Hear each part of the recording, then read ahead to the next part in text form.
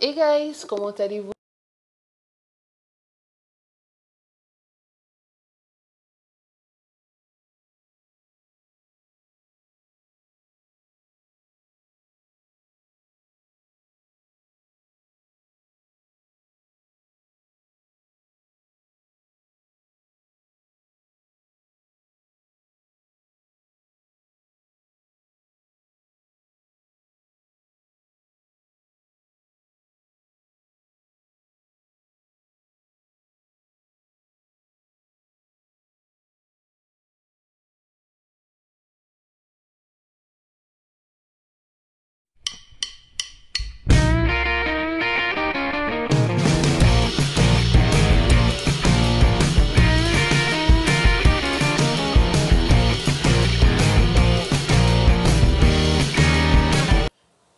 Guys, vous savez que cette fois-ci, nous sommes dans un univers qui nous dépasse complètement. Ce n'est pas un film, ce n'est pas une série, c'est une triste réalité. C'est cette pandémie qui est en train de sévir tout le monde. Tous les pays du monde entier sont en alerte ultime.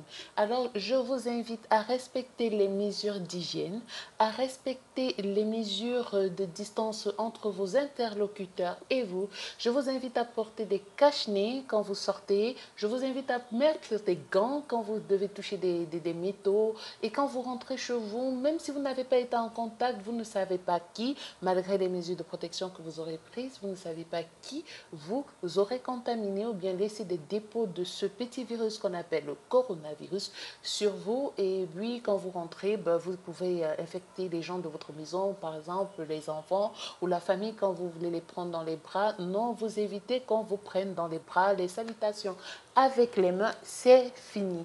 Les amis, c'est quelque chose de très horrible, c'est quelque chose de très difficile. Et puis, c'est genre, j'ai pas des mots parce que voilà, nous traversons un très violent cap de pic de pandémie. Alors, lavez-vous les mains régulièrement, utilisez du gel hydroalcoolique, parlez à vos interlocuteurs pardon, à plus d'un mètre de distance.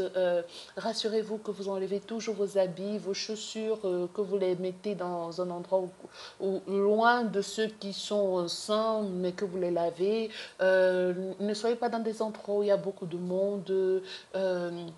Buvez beaucoup de boissons chaudes.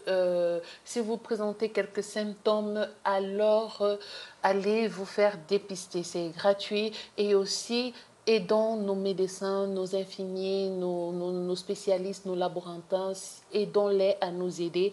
Car si vous cachez des gens qui ont été en contact avec les malades, eh ben, c'est vous qui serez les perdants et on va donner du travail aux autres. Alors, comme je vous le dis, s'il vous plaît, les gars, je vous en prie, je vous en supplie, je vous supplie franchement de prendre à cœur cette pandémie parce que on n'est pas prêt de s'arrêter là, ça risque de continuer et ce n'est pas du tout gai de perdre nos chers parents, nos chers amis, nos chers enfants à cause d'une quelconque négligence. Nous allons commencer maintenant avec la critique d'une série qui s'appelle le Ragnarok.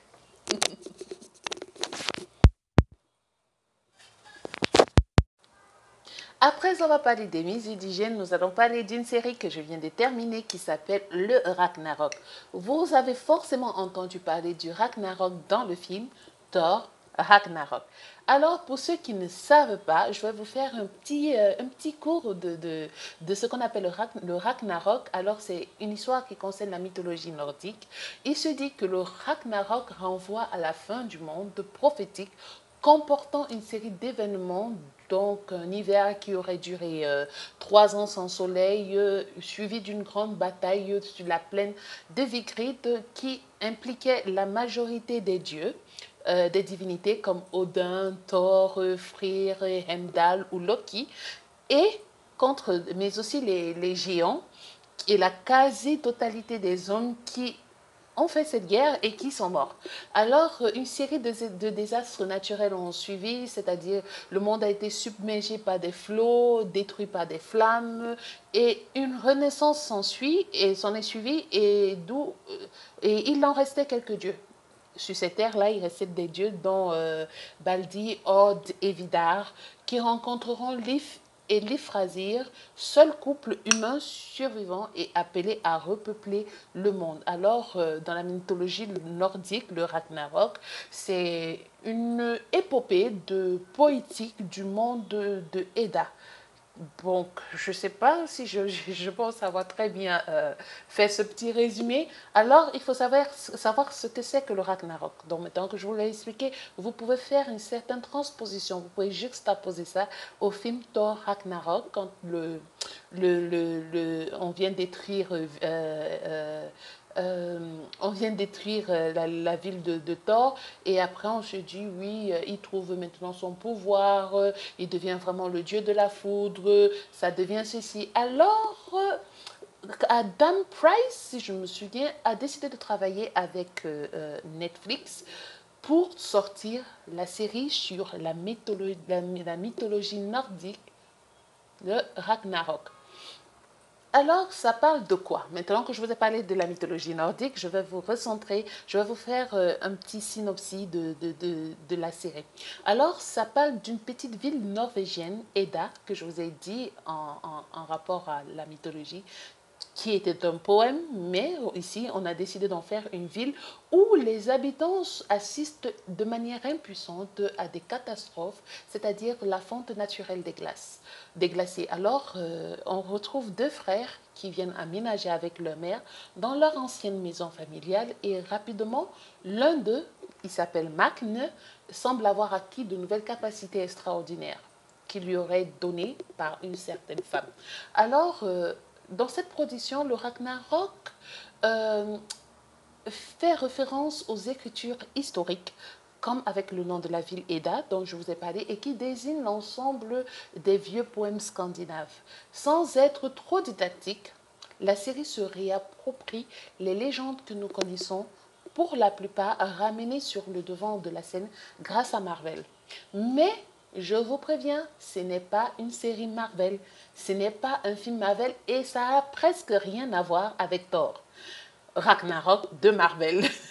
Ici, il n'y a pas de super-héros en collant, mais c'est plutôt un jeune petit garçon dyslexique en proie de changements impressionnants qui va invraisemblablement devoir affronter des créatures mythologiques effrayantes.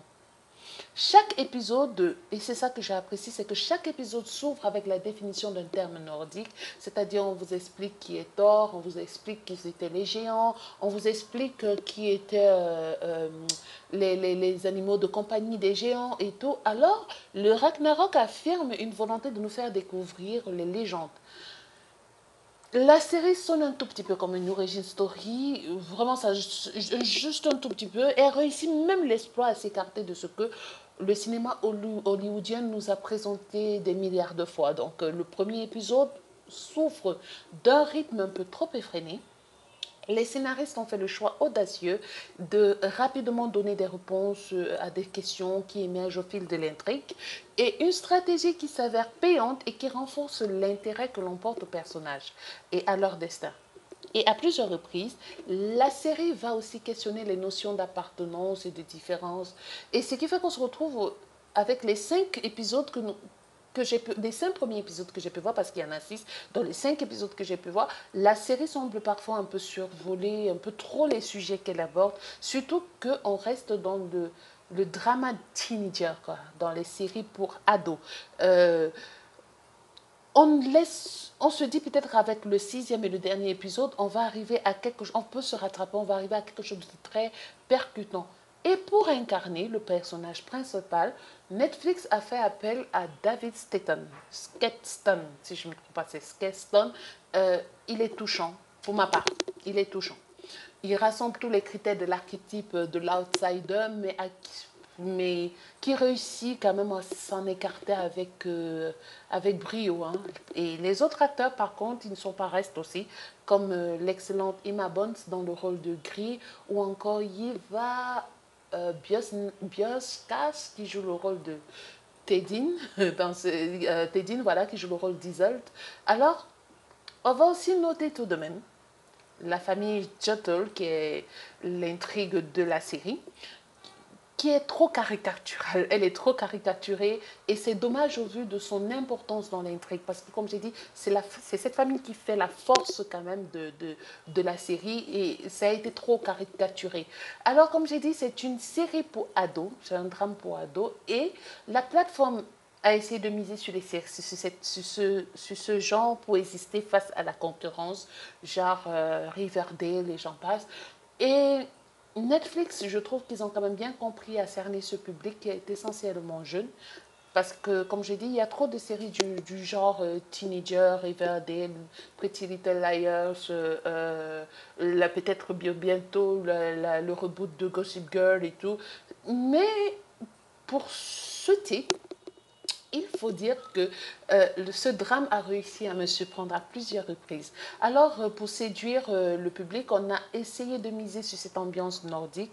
Et avec son sens aigu de la mise en scène et de sa réalisation, je trouve que la série a réussi à se placer un peu au top, quoi. Comme j'ai dit, c'est un peu ennuyeux dans les bords, sur les bords, mais après on se retrouve, on se dit quand même que c'est hyper génial. La série s'en sort bien, même si on n'a pas encore tout vu, parce que je vous assure que le cliffhanger final, eh ben, ça m'a laissé sur ma chaise, quoi. Je me suis dit, purée, à quand la suite? J'ai vraiment envie de voir la saison 2 parce que je ne sais même pas quand il y aura la saison 2 mais il faut, je trouve que la série n'a ça devrait, en fait, pour la saison 2 la série devrait plutôt éviter de bâcler un peu trop l'intrigue, genre Game of Thrones, parce que le réel intérêt de Ragnarok réside dans son intrigue surprenante. Et j'espère que ça ne va pas changer. Parce que là maintenant, si il faut vraiment se... Maintenant, j'aimerais, en fait, parce que là maintenant, il faut se concentrer sur ce qui est...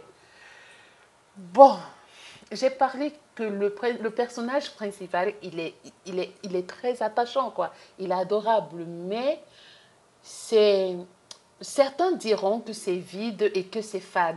Parce que les relations entre les personnages, en fait, la vision du scénario, la vision de la mise en scène avec les personnages, je trouve d'une part que ça a été un peu très mal dirigé. On s'attache aux personnages parce qu'on peut se retrouver de temps en temps dans leur éthique, dans les personnalités, dans leur identité. Mais la relation, je pense qu'il y a un problème entre la mise en scène, la réalisation et ce que les personnages devaient jouer. Parce qu'on a une mère complètement abrutie, qui n'est pas stricte, qui n'a aucune personnalité, qui est juste bonne à enterrer son fils, incapable de s'asseoir pour discuter avec son enfant ou de réfléchir un temps soit peu. On a un frère qui adore faire des blagues du type hi, hi, j'ai mal corrigé le devoir de mon frère, oh, je voulais lui faire une mauvaise blague. Ce sont ces petites fautes de scénario. Il y a la petite fliquette métisse qui ne sait pas faire son travail. Il y a le père demi-dieu ou demi-géant qui ne sait pas affirmer son autorité, qui pense que frapper peut réussir. On a la blonde qui se pose des questions sur son amour qu'elle a envers le bad boy gentil, beau gosse de l'école.